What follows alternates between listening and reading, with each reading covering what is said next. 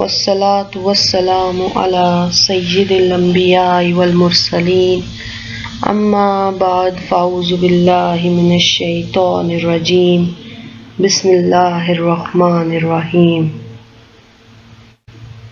معزز سامعین السلام علیکم۔ آج کی اس ویڈیو میں ہم سورہ ناس کا مکمل ترجمہ اور تفسیر پڑھیں گے۔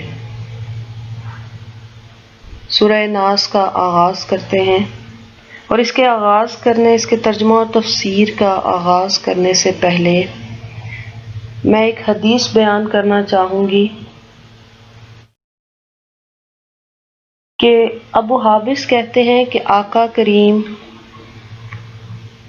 محمد مصطفیٰ صلی اللہ علیہ وآلہ وسلم نے فرمایا کہ کیا میں تمہیں سب سے بہترین پناہ لینے والی چیز نہ بتاؤں جس کے ذریعے سے پناہ طلب کرنے والے پناہ مانگتے ہیں؟ تو حضرت ابو حابس نے کہا ضرور بتلائیے آقا، ضرور بتلائیے۔ تو آقا علیہ الصلوۃ والسلام نے ان دونوں صورتوں یعنی سورہ فلق اور سورہ ناس کا ذکر کرتے ہوئے فرمایا کہ یہ دونوں موعظتین ہیں، یعنی یہ رب تعالیٰ سے پناہ لینے والی صورتیں ہیں، رب تعالیٰ کی پناہ میں آ جانے والی صورتیں ہیں۔ معزز سامعین، آج ہم سورہ ناس کا ترجمہ و تفسیر پڑھیں گے۔ اعوذ باللہ من الشیطان الرجیم بسم اللہ الرحمن الرحیم۔ قل اعوذ برب الناس، قل کہہ دیجئے، فرما دیجئے، اعوذ میں پناہ لیتا ہوں، اے حبیب، اے نبی کریم، یہ کہہ دیجئے، یہ فرما دیجئے کہ میں پناہ لیتا ہوں کس کی؟ برب الناس، لوگوں کے رب کی، سب انسانوں کے پروردگار کی۔ میں پناہ لیتا ہوں سب انسانوں کے پروردگار کی۔ مالک الناس، سب انسانوں کے بادشاہ کی۔ الہ الناس، سب انسانوں کے معبود کی، سب انسانوں کے معبود کی۔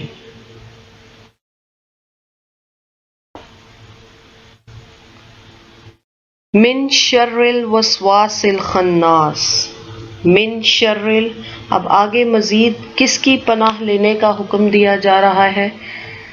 من شر اس کے شر سے، وسواسی وسوسوں کے، وسوسہ ڈالنے والوں کے شر سے، الخناس اور بار بار پسپا ہونے والے کے شر سے۔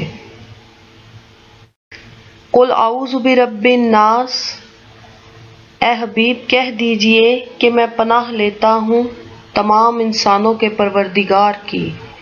مالک الناس، تمام انسانوں کے مالک کی، تمام انسانوں کے بادشاہ کی۔ الہ الناس، میں اس کی پناہ لیتا ہوں جو تمام انسانوں کا معبود ہے، جس نے تمام انسانوں کو پیدا کیا ہے اور جو عبادت کے لائق ہے، جس کے سوا کوئی بھی ذات عبادت کے لائق نہیں ہے۔ اس کی پناہ میں آتا ہوں، اور میں پناہ لیتا ہوں، پناہ مانگتا ہوں ہر اس چیز کے شر سے جو دلوں میں وسوسہ ڈالتی ہے۔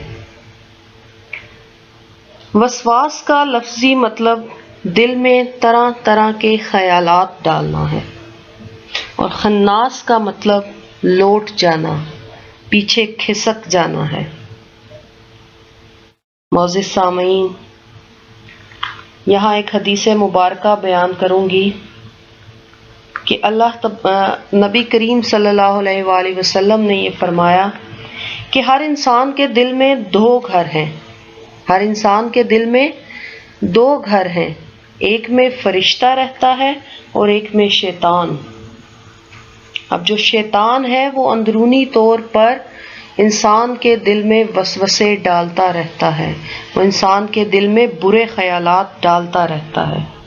شیطان کا تو طریقہ ہی یہی ہے، وہ انسان کو گمراہ کرنے کی کوششوں سے تھکتا ہی نہیں، وہ لگاتار اپنی کوششیں جاری رکھتا ہے، کبھی حملہ کرتا ہے اور کبھی پیچھے ہٹ جاتا ہے۔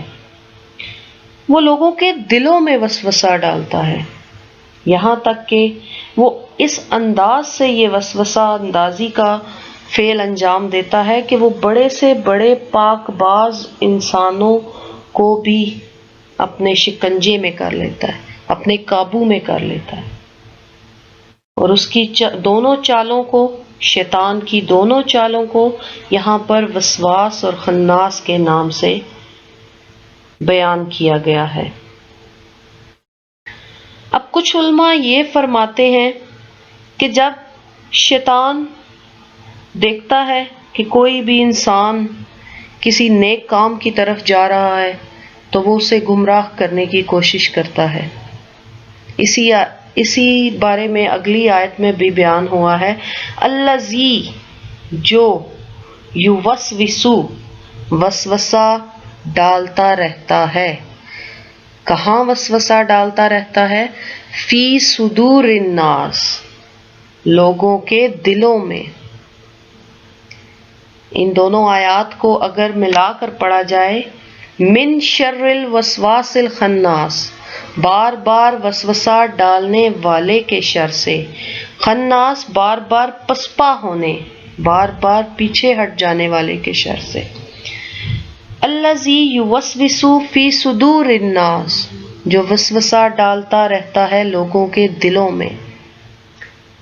اب شیطان جب انسان کو ذکر الہی سے غافل پاتا ہے، وہ دیکھتا ہے کہ انسان اپنے رب سے دور ہے، دور ہوتا جا رہا ہے، تو وہ اس پر اپنے حملے بھی کرنا شروع کر دیتا ہے۔ لیکن جب انسان اللہ تبارک و تعالیٰ کا ذکر کرنے لگتا ہے تو وہ شیطان پیچھے ہٹ جاتا ہے، وہ کہیں چھپ جاتا ہے، ایسے کہ جیسے کوئی چور چوری کرنے کے ارادے سے آ رہا ہو، لیکن اسے کہیں سے کوئی روشنی نظر آئے تو وہ ایک دم سے اس روشنی کو دیکھ کر چھپ جائے، اور جب وہ روشنی بجھ جاتی ہے، وہ روشنی کم ہو جاتی ہے، تو وہ چور دوبارہ سے اپنی چوری کا فعل انجام دینے کی کوشش کرتا ہے۔ یہی حال شیطان کا بھی ہے، بڑے ماہرانہ اور بڑے عیارانہ انداز میں شیطان وسوسہ اندازی کرتا ہے، چپکے سے وہ دلوں میں وسوسے ڈالتا رہتا ہے۔ اب وہ شیطان کون ہو سکتا ہے، اس کے بارے میں اگلی آیت میں بیان ہے، من الجنۃ والناس، خواہ وہ جنات میں سے ہو یا انسانوں سے۔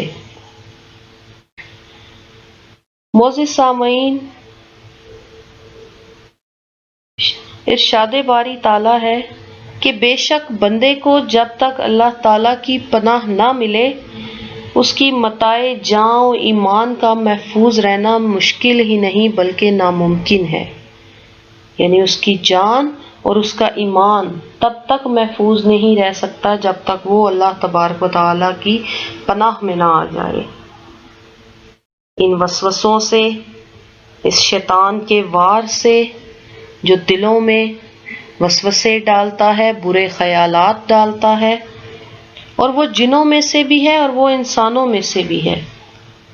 حیرت کی بات ہے کہ وہ جن بھی ہیں اور وہ انسان بھی ہے۔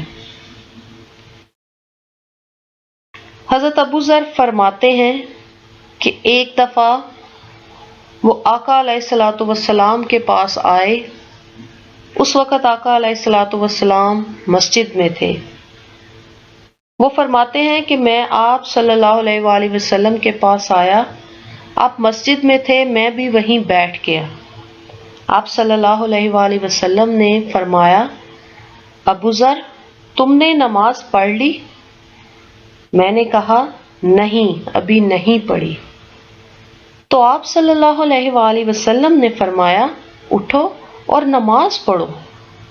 میں اٹھا، نماز پڑھی اور آ کر پھر آپ صلی اللہ علیہ وآلہ وسلم کے پاس بیٹھ گیا۔ تو نبی کریم علیہ الصلوۃ والسلام فرماتے ہیں کہ اے ابو ذر، جنوں انس کے شیطانوں سے اللہ کی پناہ مانگو۔ تو میں نے حیرت سے پوچھا، اے اللہ کے رسول صلی اللہ علیہ وآلہ وسلم، کیا انسانوں میں بھی شیطان ہوتے ہیں؟ تو آپ صلی اللہ علیہ وآلہ وسلم نے فرمایا، ہاں، انسانوں میں بھی شیطان ہوتے ہیں، اور وہ عموماً اس کے آس پاس ہی ہوتے ہیں، اس کے دوستوں کی شکل میں، اس کے پیاروں کی شکل میں۔ اور وہ دوست اور وہ پیارے ایسے ہیں کہ جو انسان کو غلط راستے کی طرف کھینچ کر لے جاتے ہیں۔ ہمیں ان شیطانوں سے بچ کر رہنا ہے، ہمیں ان شیطانوں سے محفوظ رہنا ہے۔ جو چیزیں نظر نہیں آتی ان سے انسان غافل ہو جاتا ہے۔ اللہ تبارک و تعالیٰ نے قرآن پاک کی ان دونوں آخری صورتوں سورہ فلق اور سورہ ناس میں ہمیں کھلے اور چھپے دونوں شر سے ہوشیار بھی کر دیا اور ان سے بچنے کا طریقہ بھی سکھا دیا۔ جو پچھلی صورت ہے سورہ فلق، اس میں اللہ تبارک و تعالیٰ نے رات کے اندھیرے کے شر سے، حاسد سے اور جادوگر کے شر سے بچنے کی دعا سکھائی، اور یہاں اس سورہ مبارکہ میں اللہ رب العزت کی مختلف صفات کا ذکر کر کے، یعنی برب الناس کہ وہ لوگوں کا پروردگار ہے، مالک الناس وہ لوگوں کا بادشاہ ہے، جس کی حکومت ہے، جس کی وجہ سے سب کو حکومت ملتی ہے، وہ بادشاہ ہے جس کی وجہ سے کسی کو فقیری ملتی ہے تو کسی کو امیری۔ الہ الناس وہ معبود ہے سب کا، جو عبادت کے لائق ہے، جو سب کو پیدا کرنے والا ہے۔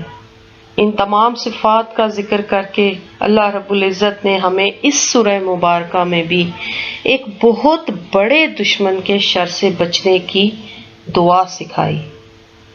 کون ہے وہ دشمن؟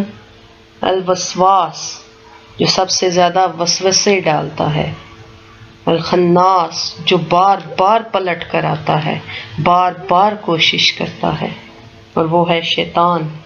جب تک وہ انسان کو بھٹکا نہ لے وہ آرام سے نہیں بیٹھتا، وہ چین سے نہیں بیٹھتا۔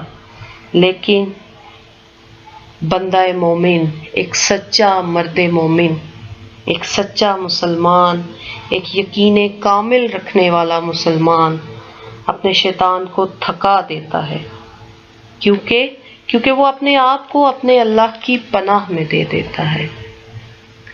تو معزز سامعین، سورہ ناس کے مکمل ترجمہ اور اس کی تفسیر کے بعد میں یہی دعا کرنا چاہوں گی کہ اے ہمارے رب کریم، تو ہمیں اپنی پناہ میں رکھ۔ اے ہمارے رب کریم، تو ہمیں اپنی پناہ میں رکھ، ہمیں ہر طرح کے نقصان سے، ہر طرح کے شر سے، ہمیں نقصان دہ چیزوں سے محفوظ ہو کر صراط مستقیم پر چلتے چلتے اپنے آپ سے ملنے کی توفیق عطا فرما۔ جب ہم تجھ سے ملاقات کریں تو ہم ان چیزوں سے محفوظ ہو کر صراط مستقیم پر چلتے ہوئے اپنی زندگی گزار کر تجھ سے ملاقات کریں، اور ہم ہر طرح کے دنیاوی اور اخروی نقصانات سے بچ جائیں۔ اللہ تبارک و تعالی ہمیں صراط مستقیم پر چلنے کی توفیق عطا فرمائے اور ہمیں صراط مستقیم پر استقامت عطا فرمائے۔ آمین یا رب العالمین۔